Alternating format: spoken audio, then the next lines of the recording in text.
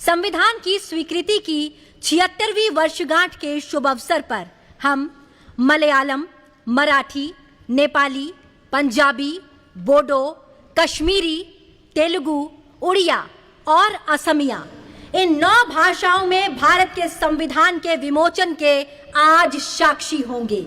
जी हाँ, इनमें बोडो और कश्मीरी का पहली बार संविधान में संस्करण होने जा रहा है और अन्य भाषाओं में कॉन्स्टिट्यूशन का अपडेटेड संस्करण शामिल है, जिसमें पंजाबी का संस्करण 50 साल के बाद हो रहा है।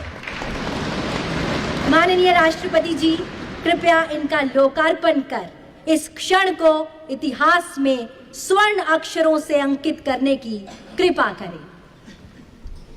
भारत के संविधान का उसकी 8वीं अनुसूची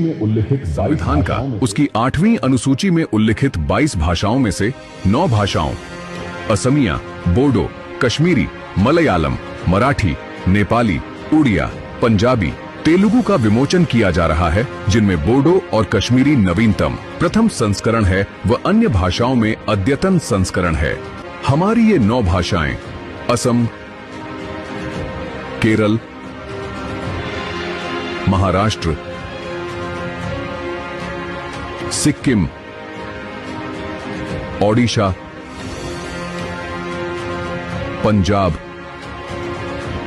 आंध्र प्रदेश तथा तेलंगाना और जम्मू कश्मीर संघ राज्य क्षेत्र में जनसाधारण द्वारा प्रयोग में लाई जाती है।